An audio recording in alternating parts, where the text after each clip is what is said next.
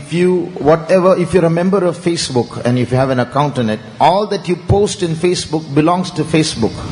നിങ്ങൾ ഞാൻ അന്ന് ഇന്റർനാഷണൽ യൂത്ത് ക്യാമ്പിൽ പറഞ്ഞിരുന്നു, നിങ്ങൾ അപ്രകാരം ഒരു ഫേസ്ബുക്കിൽ എന്തെല്ലാം കാര്യങ്ങൾ നിങ്ങൾ പതിക്കുന്നുവോ പറയുന്നുവോ അതെല്ലാം ഫേസ്ബുക്കിന്റേതായി സ്വന്തമായി മാറ്റപ്പെടുന്നു. That's why if you try to delete any of the photos or remove it, you can't do it. ആകയാൽ ഒരിക്കൽ നിങ്ങൾ ചില വിവരങ്ങളോ ഫോട്ടോകളോ അതിനകത്ത് കൊടുത്തു കഴിഞ്ഞിട്ട് പിന്നെ അത് മാറ്റുവാൻ മായ്ച്ചു കളയുവാൻ ശ്രമിച്ചാൽ സാധ്യമല്ല. They have the right to own your photo and your details and your information. നിങ്ങൾ ഒരിക്കൽ കൊടുത്തു കഴിഞ്ഞാൽ നിങ്ങളെ സംബന്ധിക്കുന്ന എല്ലാ വിവരങ്ങളും നിങ്ങളുടെ എല്ലാ ഫോട്ടോകളും സൂക്ഷിക്കുവാനും കൈകാര്യം ചെയ്യുവാനും അവർക്ക് അധികാരമുണ്ടെന്നുള്ള അവസ്ഥ ആയി കഴിഞ്ഞു. Two things. One thing is happening, one thing is going to happen. രണ്ട് കാര്യങ്ങൾ, ഒന്ന് സംഭവിച്ചുകൊണ്ടിരിക്കുന്നു, രണ്ട് സംഭവിക്കുവാൻ പോകുന്നു. For you, Facebook is fun. നിങ്ങൾക്ക് ഫേസ്ബുക്ക് ഒരു വിനോദമായിരിക്കാം. But for them, they want your information. They want to know who you are, who your father is, who your family is, who your friends are, what are your habits, what are your pastimes.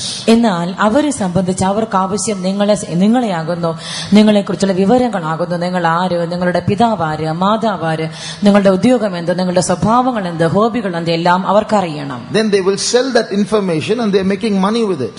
തുടർന്ന് അവർ ഈ വിവരങ്ങൾ എല്ലാവற்றைയും വിൽക്കുകയും അതിലൂടെ പണം സമ്പാദിക്കുകയും ചെയ്യുന്നു. So once you give that information, you can't take it out. ആകയാൽ ഒരിക്കൽ നിങ്ങൾ അവിടെ വിവരങ്ങൾ നിക്ഷേപിച്ചു കഴിഞ്ഞാൽ പിന്നെ നിങ്ങൾക്ക് അവയെ പുറത്തെടുക്കുവാൻ സാധ്യമല്ല. So they are selling it to people who want to sell things to you.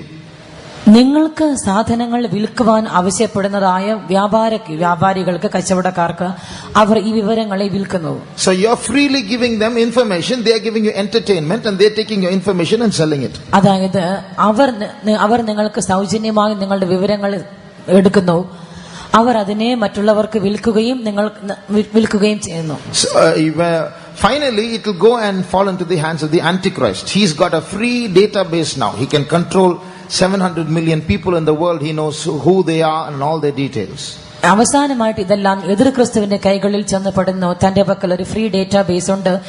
700 ദശലക്ഷം ജനങ്ങളെ ഉൾക്കൊള്ളിക്കുവാൻ, അതിന്റെ വിവരങ്ങളെല്ലാം വെച്ചിരിക്കുവാനും അവയെ നിയന്ത്രിക്കുവാനും തക്കവണ്ണമുള്ള സംവിധാനങ്ങൾ എതിർ ക്രിസ്തുവിന്റെ പക്കൽ ഇപ്പോഴേ ഒരുക്കമായി കഴിഞ്ഞിരിക്കുന്നു. Finally, when the chip comes, he can find out who you are, where you are, and easily get you. അവസാനമായി ചിപ്പ് നിലവിൽ വന്നു കഴിയുമ്പോൾ നിങ്ങൾ ആര്, നിങ്ങൾ എവിടെയായിരിക്കുന്നു, നിങ്ങൾ എങ്ങനെയുള്ളവർ എന്നെല്ലാം അനായാസമായി അവർക്ക് കണ്ടെത്തുവാനും കൈകാര്യം ചെയ്യുവാനും കഴിയുന്നു. So be very careful. ആകയാൽ വളരെ ശ്രദ്ധ വെച്ചുകൊള്ളുക.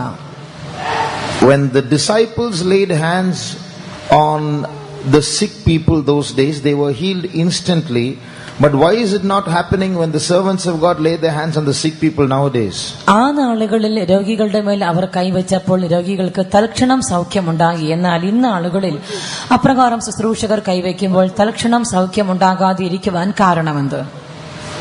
Pray for us. ഞങ്ങൾക്ക് വേണ്ടി നിങ്ങൾ പ്രാർത്ഥിക്കണമേ.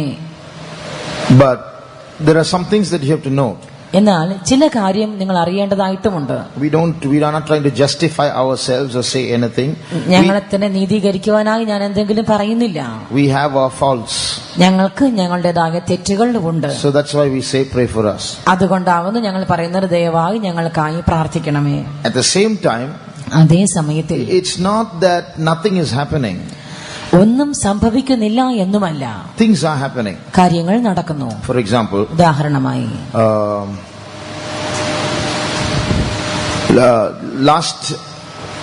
a few months ago, a servant of God who's a first year, he was attacked with tuberculosis.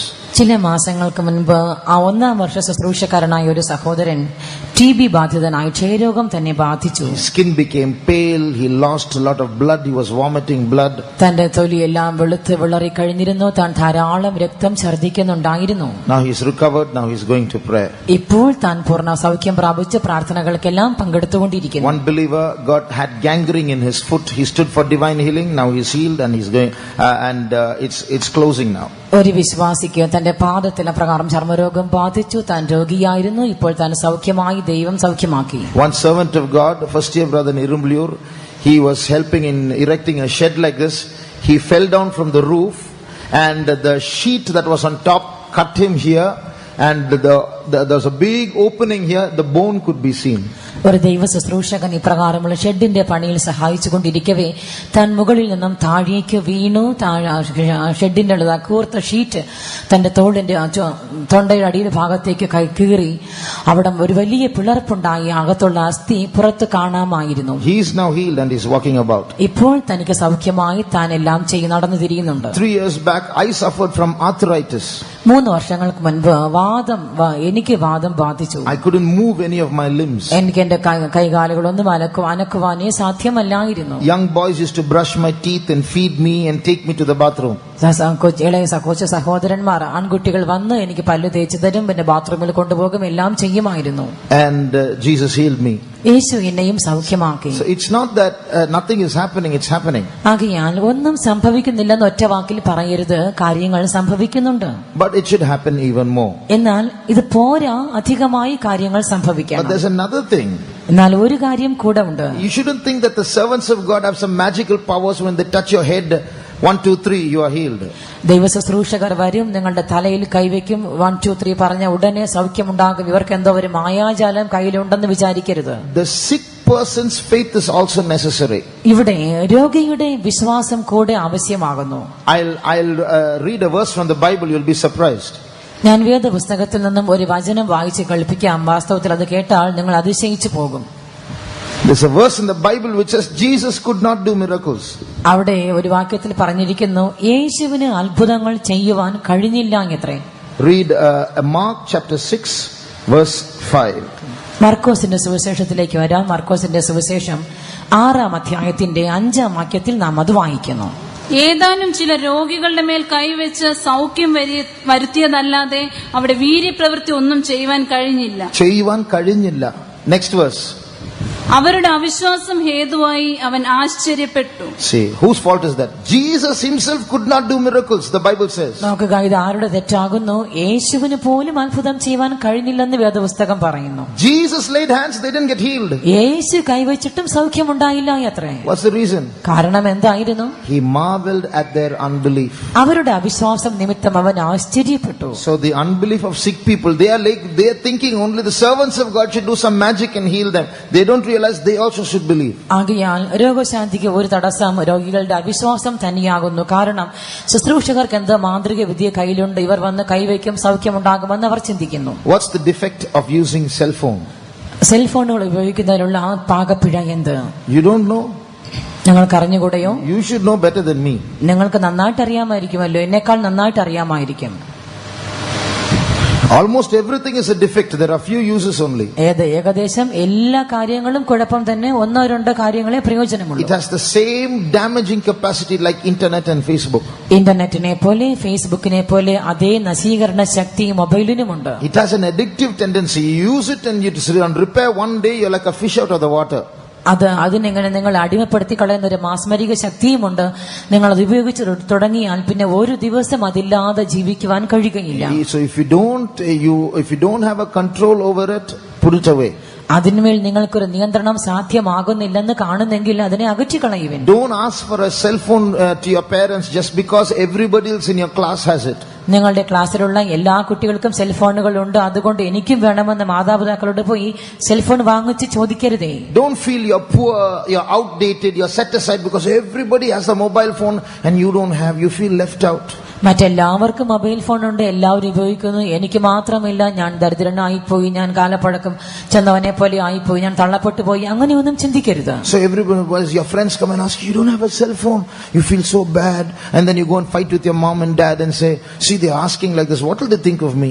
എല്ലാവരും വന്ന് ചോദിക്കും, സുഹൃത്തുക്കളും ചോദിക്കും, നിനക്ക് മാത്രം സെൽഫോൺ ഇല്ലയോ, എനിക്ക് ആകെ ദുഃഖമായി നാണക്കേടായി പോകുന്നു. മാതാപിതാക്കളെ സമീപിച്ച് എല്ലാവരും ചോദിക്കുന്നല്ലോ, എനിക്ക് മാത്രം ഉപയോഗിച്ച എന്താ കുഴപ്പമെന്നൊന്നും വഴക്കുണ്ടാക്കരുത്. You can give a very nice answer. If they ask you why don't you have a cell phone, you can say I can manage without it. നിങ്ങൾക്ക് ഏറ്റവും നല്ല ഒരു മറുപടി അവർക്ക് കൊടുക്കുവാൻ കഴിയും. നിനക്ക് എന്തുകൊണ്ട് സെൽഫോൺ ഇല്ലെന്ന് ആരെങ്കിലും ചോദിച്ചാൽ ഒറ്റ വാക്കിൽ പറയണം, അതില്ലാതെ എനിക്ക് ജീവിക്കുവാൻ കഴിയും. When it comes when you're working or when you need it, then you can take it, but pray very carefully that it doesn't get misused and you don't hurt your own soul because of that. നിങ്ങൾ ജോലി ചെയ്യുമ്പോൾ നിങ്ങൾക്ക് മറ്റെന്തെങ്കിലും ആവശ്യങ്ങൾ നേരിട്ടാൽ നിങ്ങൾക്ക് വേണമെങ്കിൽ അത് ഉപയോഗിക്കാം. പക്ഷേ വളരെ വളരെ ശ്രദ്ധിച്ചുകൊള്ളുക. അത് ഉപയോഗിച്ച് അതിന്റെ ദുർവിനിയോഗം നിമിത്തമായി നിങ്ങളുടെ ആത്മാവിനോ പ്രാണനോ യാതൊരു ദോഷവും സംഭവിക്കാതെ ശ്രദ്ധയോടുകൂടി അത് കൈകാര്യം ചെയ്യണം. Getting riches and becoming a rich man, is it a blessing?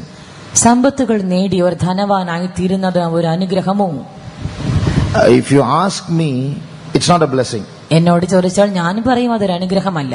But it's not a curse also. അതൊരു ശാപവും കൂടെ അല്ല. It's neither good or bad. If God blesses you with riches, don't boast about it, don't be happy about it. അത് നല്ലതോ മോശമോ എങ്ങനെയെങ്കിലും ആയിക്കൊള്ളട്ടെ, ദൈവം നിങ്ങൾക്ക് സമ്പത്ത് നൽകി അനുഗ്രഹിക്കുന്നെങ്കിൽ അതിൽ പ്രശംസിക്കുവാനോ പുകഴുവാനോ പോകരുത്. Don't be happy about it. അതിനെക്കുറിച്ച് ഓർത്ത് സന്തോഷിക്കുകയും ചെയ്യരുത്. And if you are poor, don't be sad about it. നിങ്ങൾ ദരിദ്രരായി പോയെങ്കിൽ അതിൽ ദുഃഖിക്കുകയും വരുത്. In fact, a poor person has more opportunity to grow in a spiritual life. The Bible says, has not God chosen the poor in this world rich in faith? വാസ്തവത്തിൽ ഒരു ദരിദ്രനായ വ്യക്തിക്ക് ആത്മീയമായ ലോകത്തിൽ വളർച്ചയുടെ പടികൾ മുന്നേറുവാൻ ധാരാളം ഉണ്ട്.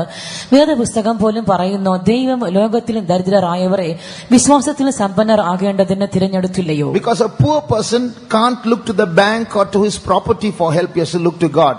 It doesn't mean that a poor person will automatically be increasing in faith. The opportunity to increase in faith is there for a poor man. ഒരു ദരിദ്രനായ വ്യക്തിക്ക് സഹായം വേണ്ടി വരുമ്പോൾ തന്റെ ബാങ്ക് ഡെപ്പോസിറ്റിലേക്കോ തന്റെ വസ്തുവകകളിലേക്കോ കണ്ണുകൾ ഉയർത്തുവാൻ സാധ്യമല്ല. താൻ ദൈവത്തിലേക്ക് കണ്ണുയർത്തിയേ മതിയാവുകയുള്ളൂ. ഒരു ദരിദ്രനായി പോയതുകൊണ്ട് സ്വതവേ തന്റെ കണ്ണ് എപ്പോഴും ദൈവത്തിലേക്ക് ആയിരിക്കും എന്നുമില്ല. അവസരങ്ങൾ ഉണ്ടാകുമ്പോൾ, ആവശ്യങ്ങൾ നേരിടുമ്പോൾ അതിനൊത്തവണ്ണം താൻ ദൈവത്തിലേക്ക് സഹായത്തിനായി കണ്ണുകളെ ഉയർത്തും എന്നും കൂടെയുമേയുള്ളൂ. So for the world, it's a blessing to be rich. ആകയാൽ ലോകത്ത് നോക്കിയാൽ ധനവാനായിരിക്കുന്നത് ഒരു അനുഗ്രഹം. For us, whether we are poor or rich, it makes no difference. എന്നാൽ ദൈവമക്കളായ നമ്മെ സംബന്ധിച്ച് ദരിദ്രനോ ധനവാനോ വ്യത്യാസമേ ഇല്ല. Our God supplies all our needs. നമ്മുടെ ദൈവം നമ്മുടെ സകല ആവശ്യങ്ങളും നമുക്ക് നിറവേറ്റി തരുന്നു. I was reading this question about girls wearing jeans pants, and now I understood the question. നേരത്തെ പെൺകുട്ടികൾ ജീൻസ് ധരിക്കുന്നതിനെ കുറിച്ച് ഒരു ചോദ്യം ഉണ്ടായിരുന്നു. ഇപ്പോൾ എനിക്ക് അതിന്റെ അർത്ഥം മനസ്സിലായി. The Bible says women should not wear men's attire. സ്ത്രീകൾ പുരുഷന്മാരുടെ വസ്ത്രങ്ങൾ ധരിക്കരുതെന്ന് വേദപുസ്തകം പറയുന്നു. So we don't wear jeans pants.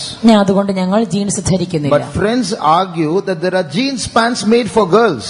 എന്നാൽ സുഹൃത്തുക്കൾ വാദിക്കുന്നത് പെൺകുട്ടികൾക്ക് വേണ്ടി മാത്രം തയ്യാറാക്കപ്പെട്ട ജീൻസുകളും ഉണ്ടല്ലോ. So what's wrong with wearing jeans pants made for girls? അങ്ങനെയെങ്കിൽ പെൺകുട്ടികൾക്ക് വേണ്ടി മാത്രമുള്ള ജീൻസ് ഉപയോഗിക്കുന്നതിൽ എന്തു തെറ്റ്? Pants are for boys. Pants are for boys. Pants. Wearing pants is boys wear. Pants എന്ന് പറഞ്ഞാൽ അത് ആൺകുട്ടികൾക്കുള്ളതാകുന്നു. These people are trying to change it into girls' apparel and changing its design. That's all. ഈ ജനങ്ങൾ അവർ അതിനെ പെൺകുട്ടികളുടെ വേഷവിധാനമാക്കി മാറ്റി അതിനെ അപ്രകാരം സംവിധാനം ചെയ്തെടുക്കുന്നതേയുള്ളൂ. So don't fall into those traps. ആകയാൽ ഇങ്ങനെയുള്ള കെണികളിൽ കുടുങ്ങിപ്പോകരുത്. See, what the easy answer that you can give people who question you like this. നിങ്ങളോട് ഇപ്രകാരമുള്ള ചോദ്യങ്ങൾ ചോദിക്കുന്നവർക്ക് നൽകുവാൻ കഴിയുന്ന ഏറ്റവും എളുപ്പമുള്ള ഒരു ഉത്തരം, I live before a God who's watching me all the time. എല്ലായ്പ്പോഴും എന്നെ നിരീക്ഷിക്കുന്നവനായ ഒരു ദൈവത്തിന്റെ മുൻപാകെ ഞാൻ ജീവിച്ചുകൊണ്ടിരിക്കുന്നു. At the end of my life, I have to give account on how I lived. എന്റെ ജീവിത അന്ത്യത്തിൽ ഞാൻ എപ്രകാരം ജീവിച്ചെന്നതിനെ കുറിച്ച് ഞാൻ ദൈവത്തിന് കണക്ക് ബോധിപ്പിക്കേണ്ടതായിട്ടുണ്ട്. And the Bible tells me, abstain from all appearance of evil. ദോഷമായി തോന്നുന്ന സകലത്തെയും വിട്ട് ഒഴിഞ്ഞിരിക്കുവാൻ വേദപുസ്തകം എന്നോട് ആവശ്യപ്പെടുന്നു. Just because you argue about wearing girls' pants made for girls, I don't want to take risks, and at the end of my life I have to give an answer to my God. ആകയാൽ പെൺകുട്ടികൾക്കായി മാത്രം തയ്യാറാക്കപ്പെട്ട പാൻസുകൾ ഉപയോഗിച്ച് കൂടെയോ എന്ന് നിങ്ങൾ എന്നോട് വാദിക്കുന്നത് കൊണ്ട് മാത്രം അത് ധരിക്കുവാനും എന്റെ ജീവിതത്തെ കുഴപ്പത്തിൽ കൊണ്ടെത്തിക്കുവാനും ഞാൻ തയ്യാറല്ല. ജീവിതാന്ത്യത്തിൽ ഞാൻ ദൈവത്തിന്റെ മുൻപാകെ നിൽക്കുമ്പോൾ കണക്ക് ബോധിപ്പിക്കുവാൻ തയ്യാറായിരിക്കണം. How can I do the will of God? എനിക്കെങ്ങനെ ദൈവഹിതം ചെയ്യുവാൻ കഴിയും? I'm a student of standard 12. ഞാനിപ്പോൾ 12ാം ക്ലാസ്സിൽ പഠിച്ചുകൊണ്ടിരിക്കുന്നു. I'm not interested in worldly studies. എനിക്ക് ലൗകികമായ പഠനത്തിൽ വലിയ താല്പര്യം ഇല്ല. I want to do the will of God. ഞാൻ ദൈവഹിതം ചെയ്യുവാൻ വാഞ്ചിക്കുന്നു. I love Jesus more than anything in this world, and I want to work for him. ഈ ലോകത്തിൽ മറ്റെന്തിനേക്കാളും ഞാൻ യേശുവിനെ സ്നേഹിക്കുന്നു, ഞാൻ യേശുവിന്റെ ശുശ്രൂഷ ചെയ്യുവാൻ വാഞ്ചിക്കുകയും ചെയ്യുന്നു. It's very nice to hear a question like this. ഇങ്ങനെയുള്ള ഒരു ചോദ്യം കേൾക്കുന്നത് തന്നെ വലിയ സന്തോഷമുള്ള കാര്യമാകുന്നു. But I'm not interested in worldly studies should not come from a laziness to study. എന്നാൽ എനിക്ക് ലൗകികമായ പഠനത്തിൽ താല്പര്യം ഇല്ല എന്ന് പറയുമ്പോൾ ഇത് പഠിക്കുവാനുള്ള മടിയിൽ നിന്നും ഉണ്ടാകുന്ന ഒരു ഉത്തരമായി പോകരുത്. It should truly come from a love for Jesus. അത് വാസ്തവമായിട്ടും യേശുവിനോടുള്ള സ്നേഹത്തിൽ നിന്നും ഉളവായി വരുന്നതായ പ്രസ്താവന ആയിരിക്കണം. And when you study, you have to do well in your study so that Jesus might be glorified. നിങ്ങൾ പഠിക്കുമ്പോൾ നിങ്ങൾ നന്നായി പഠിച്ച് നല്ല മികവ് പുലർത്തിയാൽ അത് നിമിത്തമായി യേശു മഹത്വപ്പെടുവാൻ ഇടയായി തീരും. So don't be burdened about studies. Don't love your studies, but study so that Jesus might be glorified. ആകയാൽ പഠനത്തെക്കുറിച്ച് ഭാരപ്പെടരുത്, പഠനത്തെ അധികമായി സ്നേഹിക്കുകയും ചെയ്യരുത്. നിങ്ങളുടെ പഠന മുഖേന യേശു മഹത്വീകരിക്കപ്പെടുവാൻ വേണ്ടി മാത്രം പഠിക്കുക. How to do the will of God? ദൈവഹിതം ചെയ്യുന്നത് എങ്ങനെ? There are two levels. രണ്ട് നിലകളിലായി. One is the level in which God has revealed His will already to us. ഒന്ന്, ദൈവം തന്റെ ഹിതത്തെ നേരത്തെ നമുക്ക് എല്ലാവർക്കും വെളിപ്പെടുത്തി കഴിഞ്ഞിരിക്കുന്നു. Our conscience tells us what is right. തെറ്റെന്ത് ശരിയെന്തെന്നുള്ളത് നമുക്ക് ബോധം ദൈവം വരുത്തിയിട്ടുണ്ട്. The Bible asks us to obey our parents and elders. മാതാപിതാക്കളെയും മൂപ്പന്മാരെയും അനുസരിക്കുവാൻ വേദപുസ്തകം നമ്മോട് ആവശ്യപ്പെടുന്നു. So when this is the will of God. When we start obeying this, then God will throw more light before us. ആകയാൽ ഇത് ദൈവഹിതം എന്ന് മനസ്സിലാക്കി നാം ഇതിനനുസരിക്കുവാൻ തീരുമാനിക്കുമ്പോൾ ദൈവം നമ്മുടെ മുൻപാകെ വീണ്ടും അധികമായ പ്രകാശത്തെ അയച്ചു തരും. So if you are disobedient in these areas, God can't speak more to you. ഈ മേഖലകളിൽ നിങ്ങൾ അനുസരണക്കേട് കാണിച്ച് മുന്നേറിയാൽ പിന്നീട് ദൈവത്തിന് നിങ്ങളോട് തുടർന്ന് സംസാരിച്ച് നിങ്ങളെ നടത്തുവാൻ കഴിയുകയില്ല. If you obey the word of God, if you obey your parents, if you obey your conscience, then God will take you to the next step where He will reveal His plan about your future. നിങ്ങൾ ദൈവത്തിന്റെ വചനത്തെ അനുസരിച്ചാൽ, നിങ്ങൾ മാതാപിതാക്കളെ അനുസരിച്ച് വരുന്നെങ്കിൽ, നിങ്ങളുടെ മനസാക്ഷിയെ നിങ്ങൾ അനുസരിച്ചു കൊണ്ടിരിക്കുന്നെങ്കിൽ, നിങ്ങളുടെ ഭാവിയെ സംബന്ധിച്ച് നിങ്ങൾ ഇനി എന്ത് ചെയ്യണമെന്നുള്ള കാര്യങ്ങൾ ദൈവം നിങ്ങൾക്ക് വെളിപ്പെടുത്തി നിങ്ങളെ വഴി നടത്തും. Is there any ghost, other evil spirits? ഭൂതങ്ങൾ, ദുഷ്ടാത്മാക്കൾ അങ്ങനെയൊന്നുണ്ടോ? Or is it just superstition? ഇതെല്ലാം വെറും സങ്കല്പങ്ങൾ മാത്രമോ? Is it real that they fight with children of God? അവർ ദൈവമക്കളുമായി പോരാടുന്നത് വാസ്തവം തന്നെയോ? Ghosts are very real. അതേ ഭൂതങ്ങൾ അത് വളരെ വാസ്തവം തന്നെയാകുന്നു. And it is very real that they fight with children of God. അവർ ദൈവമക്കളുമായി പോരാടുന്നത് വലിയ സത്യം തന്നെയാകുന്നു. They are more powerful, they are more cunning than human beings. അവർ മനുഷ്യരെക്കാളും വളരെ ശക്തിയുള്ളവരും വളരെ കൗശലക്കാരുമാകുന്നു. If you come for the evening service, I will tell you a little more. ഇന്ന് വൈകുന്നേരത്തെ യോഗത്തിൽ നിങ്ങൾ പങ്കെടുക്കുന്നെങ്കിൽ ഞാൻ ഇതിനെക്കുറിച്ച് അല്പം കൂടെ വിശദമായി പറയാം. I will tell you how they can play with our minds. അവ എപ്രകാരം നമ്മെ വിഡ്ഢികളാക്കി നമ്മുടെ മനസ്സിനെ നിയന്ത്രിക്കുന്നുവെന്ന് ഞാൻ പറയാം. So ghosts are real. ആകയാൽ ഭൂതങ്ങൾ അത് വാസ്തവം തന്നെ. Not only are they real, they are your enemies. അവർ വാസ്തവം എന്ന് മാത്രമല്ല, അവർ നിങ്ങളുടെ ശത്രുക്കളും കൂടെയാകുന്നു. They are keeping the whole world in deception. അവർ സർവ്വ ലോകത്തെയും വഞ്ചനയുടെ കീഴിലാക്കി വച്ചിരിക്കുന്നു. If you don't want to get deceived, your own wisdom will not work. They are wiser than you. But if you hold on to Jesus, you'll be protected. അവ നിങ്ങളെ വഞ്ചിക്കരുത് എന്ന് നിങ്ങൾക്കുണ്ടെങ്കിൽ നിങ്ങളുടെ സ്വന്തം ബുദ്ധിയിൽ ആശ്രയിക്കരുത്. സ്വന്തം ബുദ്ധി നിങ്ങളെ സഹായിക്കുകയില്ല. യേശുവിൽ ആശ്രയിച്ചാൽ യേശു നിങ്ങളെ സഹായിക്കും. We believe in divine healing and teach not to take medicine when we are sick. ഞങ്ങൾ നാം ദൈവിക രോഗശാന്തിയിൽ വിശ്വസിക്കുന്നു. രോഗം വരുമ്പോൾ ഔഷധങ്ങൾ എടുക്കരുത് എന്ന് നാം പ്രബോധിപ്പിക്കുകയും ചെയ്യുന്നു. But is it wrong to become a doctor or a nurse? എന്നാൽ ഒരു ഡോക്ടറായി തീരുന്നത്, ഒരു നഴ്സായി തീരുന്നത് തെറ്റാണോ? There is one advantage in becoming a doctor or a nurse. ഒരു ഡോക്ടറായി തീർന്നാൽ, ഒരു നഴ്സായി തീർന്നാൽ അതിൽ ചില നേട്ടങ്ങളുണ്ട്. You will minister to people who are ready to listen to whatever you say. നിങ്ങൾ എന്തെല്ലാം പറഞ്ഞാലും അതെല്ലാം ശ്രദ്ധിച്ച് കേൾപ്പാൻ തയ്യാറുള്ള ഒരു ജനത്തെയായിരിക്കും നിങ്ങൾ ശുശ്രൂഷിക്കുന്നത്. You're serving people who want to survive. ജീവിക്കണമെന്ന് വാഞ്ചിക്കുന്ന ഒരു കൂട്ടം ജനങ്ങളെ അതിജീവിക്കാൻ, പിടിച്ചു നിൽക്കാൻ താല്പര്യപ്പെടുന്നവരെയാകും നിങ്ങൾ ശുശ്രൂഷിക്കുന്നത്. So you don't have to go into the world and look for people to tell the gospel. They are coming to you. ആകയാൽ സുവിശേഷം പറയുവാൻ ലോകത്തിലേക്ക് ഇറങ്ങിപ്പോയി ആളുകളെ തേടേണ്ട ആവശ്യം നിങ്ങൾക്കുണ്ടാവുകയില്ല. പ്രത്യുത ഇവിടെ ജനങ്ങൾ നിങ്ങളെ തേടി വന്നെത്തുന്നു. So it's good to be, in one sense, it's good to be a nurse. ആകയാൽ ഒരു ഭാഗത്തിൽ ഒരു നഴ്സായി തീരുന്നത് നന്ന്. You believe in divine healing. ദൈവിക രോഗശാന്തിയിൽ നിങ്ങൾ വിശ്വസിക്കുന്നു. You can't impose it to the world. എന്നാൽ ഇത് മറ്റുള്ളവർ ലോകത്തിന് അടിച്ചേൽപ്പിക്കുവാൻ സാധ്യമല്ല. It's a higher level of Christian living. ഇത് ക്രൈസ്തവ ജീവിതത്തിന്റെ ഒരു ഉന്നത പടിയ മേഖലയാകുന്നു. But to be a doctor, question mark. എന്നാൽ ഒരു ഡോക്ടറായി തീരുന്നത് ചോദ്യചിഹ്നമാകുന്നു. You know why? എന്തുകൊണ്ടെന്ന് അറിയാമോ? Many centuries ago, അനേക നൂറ്റാണ്ടുകൾക്ക് മുൻപേ there was a magician. ഒരു മന്ത്രവാദി ഉണ്ടായിരുന്നു. His name was Asclepius. അസ്കുലേപ്പിയസ് എന്നായിരുന്നു തന്റെ പേർ. He's also called Asclepius. അസ്കുലേപ്പിയസ് എന്നും താൻ വിളിക്കപ്പെടുമായിരുന്നു. When this magician died, ഈ മാന്ത്രികൻ മരിച്ചപ്പോൾ they deified him. That means they made him into a god. അദ്ദേഹത്തെ മനുഷ്യർ ഒരു ദൈവമാക്കി മാറ്റി, ദേവതയാക്കി മാറ്റി. And they built temples in his name. തന്റെ നാമത്തിൽ അവർ ക്ഷേത്രങ്ങൾ പണിതു.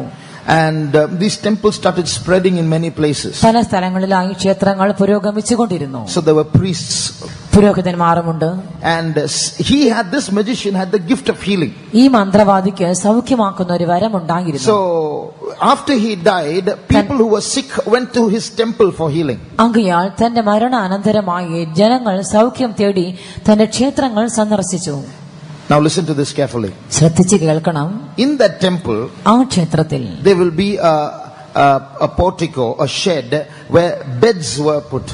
അവിടെ ഒരു പോർട്ടിക്കോ പോലെ ഒരു സ്ഥലം പ്രത്യേകം ഒരുക്കിയിരുന്നു. കിടക്കകളും തയ്യാറാക്കിയിട്ടുണ്ട്. So the patients will come and sleep on those beds in that temple. രോഗികൾ കടന്നു വരും. ക്ഷേത്രത്തിനകത്തുള്ള പോർട്ടിക്കോയിൽ വച്ചിരിക്കുന്ന കിടക്കകളിൽ അവർ കിടന്നുറങ്ങും. Then the priests will come and give them some advice, or Asclepius himself will come in the dreams and give them some advice. അപ്പോൾ പുരോഹിതന്മാർ വരും, ഇവർക്ക് ചില ഉപദേശങ്ങൾ കൊടുക്കും. അല്ലെങ്കിൽ ചിലപ്പോൾ ആ ദൈവം തന്നെ പ്രത്യക്ഷപ്പെട്ട് ചില കാര്യങ്ങൾ സ്വപ്നത്തിൽ പറഞ്ഞു കൊടുക്കുമായിരുന്നു. Then in the morning they'll go back healed. രാവിലെ ആകുമ്പോൾ ഇവർ സൗഖ്യം പ്രാപിച്ച് മടങ്ങിപ്പോകും. I got this information from the Encyclopedia Britannica. Encyclopedia ബ്രിട്ടാനിക്കയിൽ നിന്നുമായിരുന്നു എനിക്ക് ഈ വിവരങ്ങൾ ലഭിച്ചത്. And these temples became hospitals. പിൽക്കാലങ്ങളിൽ ഈ ക്ഷേത്രങ്ങളെല്ലാം ആശുപത്രികളായി മാറി. Now I am going to give you two proofs to say today what I said is true. ഇന്ന് ഞാൻ പറയുന്ന ഈ കാര്യങ്ങൾ ഇന്നത്തെ കാലത്തിൽ ശരിയെന്ന് പറയുവാൻ ഞാൻ രണ്ട് തെളിവുകൾ പറയാം. What is the name of that magician I told you? ഞാൻ പറഞ്ഞ മന്ത്രവാദിയുടെ പേരെന്തെന്ന് പറയാമോ? Asclepius. അസ്കുലേപ്പിയസ് Or Asclepius. അല്ലെങ്കിൽ അസ്കുലേപ്പിയസ്. Now I'll give you two proofs. രണ്ട് തെളിവുകൾ. How many of you have seen either in the doctor's seal or in hospitals a stick with a serpent coiled around it? ആ ഡോക്ടറിന്റെ മുദ്രയിലോ അല്ലെങ്കിൽ ആശുപത്രികളിൽ ചെല്ലുമ്പോൾ ഒരു വടിയെ ചുറ്റിപ്പടഞ്ഞിരിക്കുന്ന രണ്ട് സർപ്പങ്ങളുടെ ഒരു മുദ്ര എത്ര പേർ അത് ശ്രദ്ധിച്ചിട്ടുണ്ട്? Sometimes there are two serpents, but there is one serpent. I'm talking about one serpent. ഞാൻ പറയുന്നത് ഒരു സർപ്പത്തെ കുറിച്ചാണ്. ഒരു വടിയിൽ ഒരു സർപ്പം ചുറ്റിപ്പടഞ്ഞിരിക്കുന്ന കാഴ്ച. How many have seen? എത്ര പേർ ശ്രദ്ധിച്ചിട്ടുണ്ട്? See, many of you have seen. നിറയെ പേരുണ്ട്. Anyone knows what that is?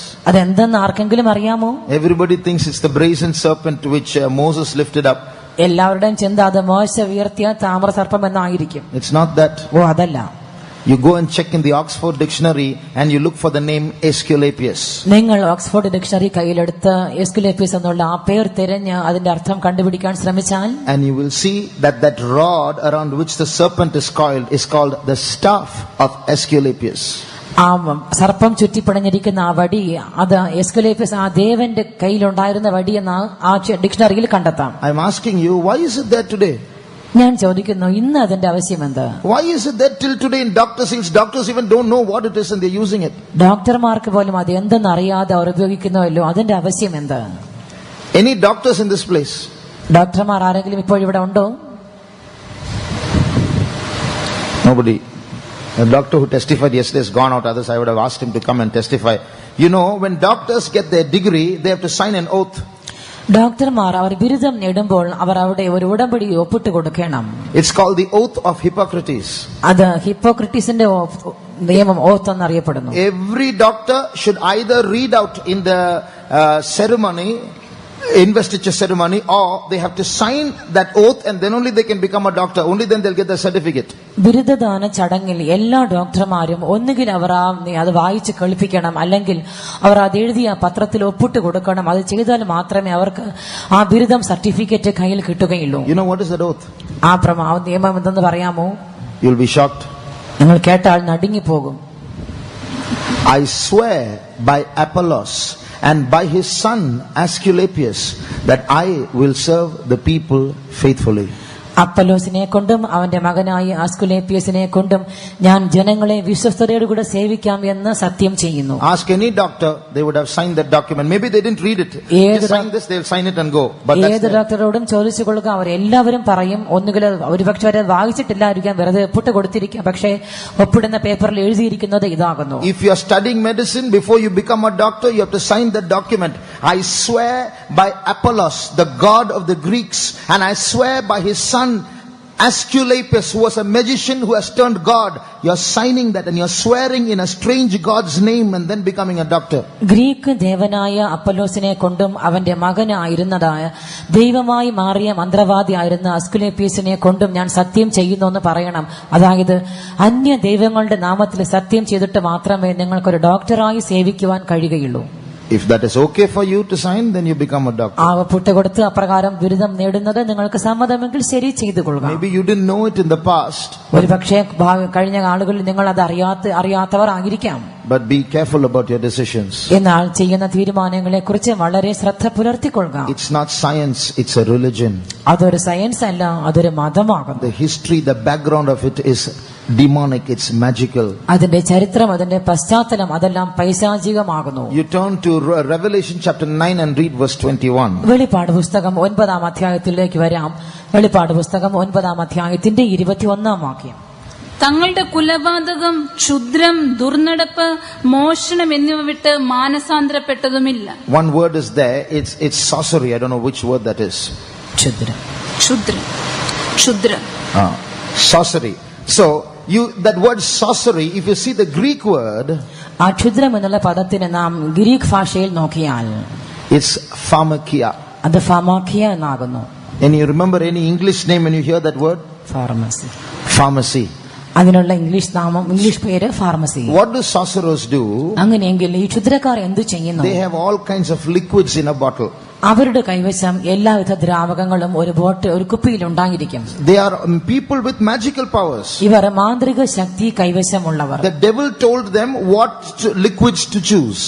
ഏതെല്ലാം ദ്രാവകങ്ങൾ തിരഞ്ഞെടുക്കണമെന്ന് പിശാച് അവരോട് പറയും. The devil told them what medicines you get in what leaves.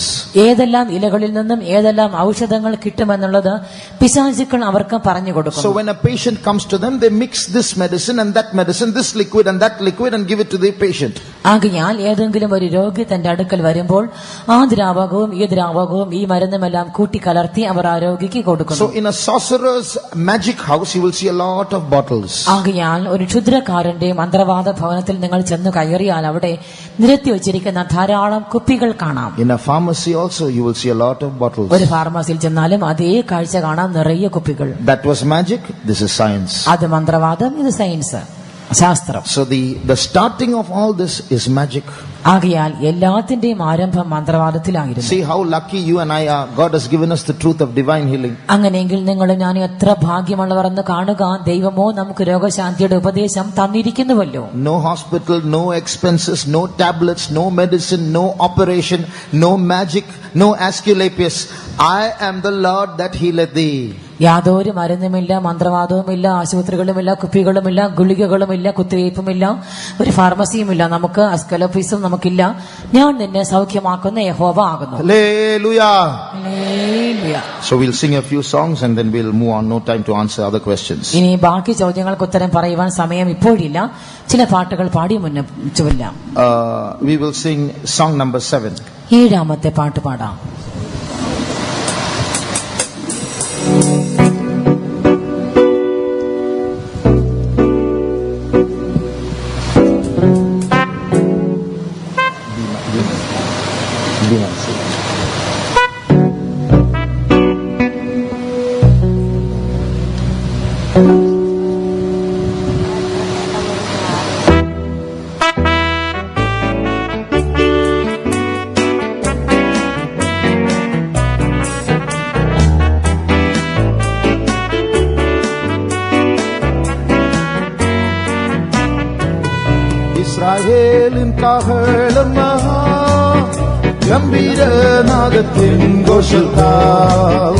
ഇസ്രായേലിൻ കാഹളം മഹാ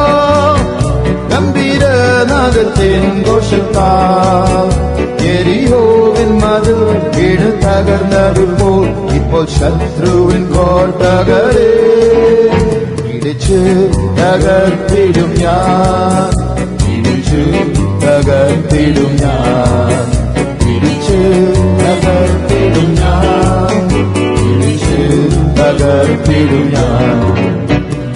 ഇസ്രായേലിൻ സ്തുതികളിൽ വസിക്കുന്ന ദൈവമേ, ഇന്നേരം നിൻ ദാസന്മാരിൻ സ്തുതികളിൽ മധ്യേ ഇറങ്ങി വന്നിടണേ. ഇസ്രായേലിൻ ദാസന്മാരിൻ സ്തുതികളിൽ മധ്യേ ഇറങ്ങി വന്നിടണേ.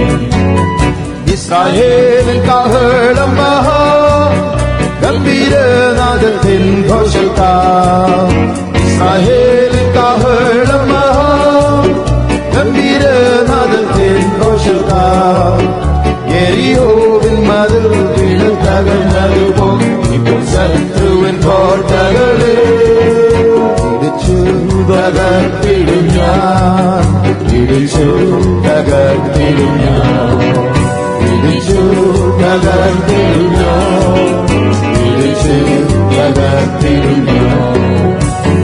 ഇസ്രായേലിൻ സ്തുതികളിൽ വസിക്കുന്ന ദൈവമേ, ഇന്നേരം നിൻ ദാസന്മാരിൻ സ്തുതികളിൽ മധ്യേ ഇറങ്ങി വന്നിടണേ. ഇന്നേരം നിൻ ദാസന്മാരിൻ സ്തുതികളിൽ